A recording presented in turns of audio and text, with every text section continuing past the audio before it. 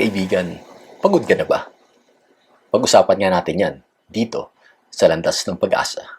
Ako po si Alvin Fabella, at ngayong araw na ito, tayo magnilay sa Gospel ni Mark, chapter 6, verses 30 to 34. Sa ating Gospel ay sinasabing pagod na ang mga disipulo, ang mga tagasunod ni Kristo, dahil sa dami ng mga taong dumarating. Bumalik kay Jesus ang mga apostol at inulat nila sa kanya ang lahat ng kanilang ginawa at itinuro. Ngunit marami pa ring tao ang patuloy na dumarating at hindi man lang sila makakain. Kaya't ito ang naging payo ni Jesus sa kanilang lahat.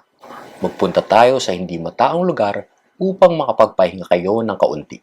May tatlong bagay tayong matututunan kung tayo'y magninilay sa verse 31 ng ating gospel.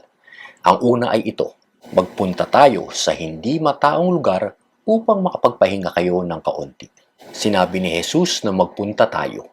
Ang ibig sabihin niyan ay sasamahan niya tayo. Kasama natin si Jesus sa mga panahon ng maligaya. Kasama rin natin siya sa mga panahon na tayo ay problemado o may pinagdadaanan. Yan din ang pangako niya sa atin sa Matthew 28. Tandaan ninyo, ako'y laging kasama niyo hanggang sa katapusan ng panahon. Pangalawang bagay na ating matututunan sa ating ebanghelyo ngayong araw na ito ay dapat tayong lumayo. Magpunta tayo sa hindi mataong lugar upang makapagpahinga kayo ng kaunti.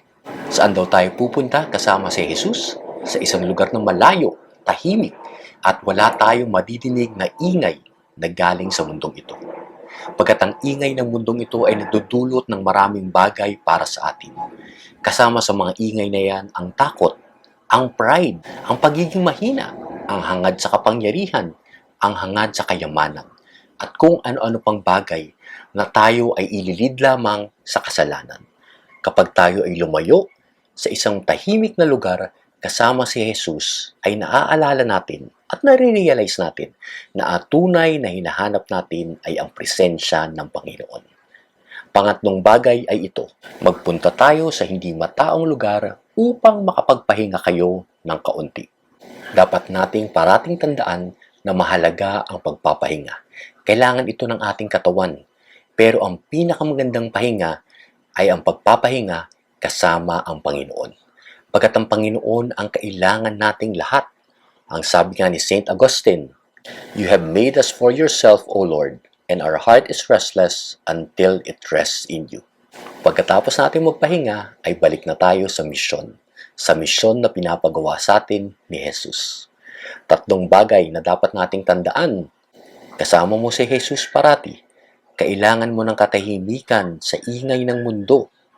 Kailangan natin ang pahinga. Na-bless ka ba ng pagninilay na ito? Paki-like mo naman at paki-share mo sa mga kaibigan mo. Itag mo yung mga pangalan nila doon sa comment section sa baba. Tulungan mo kaming magbigay ng pag-asa sa mas maraming tao. God bless your week!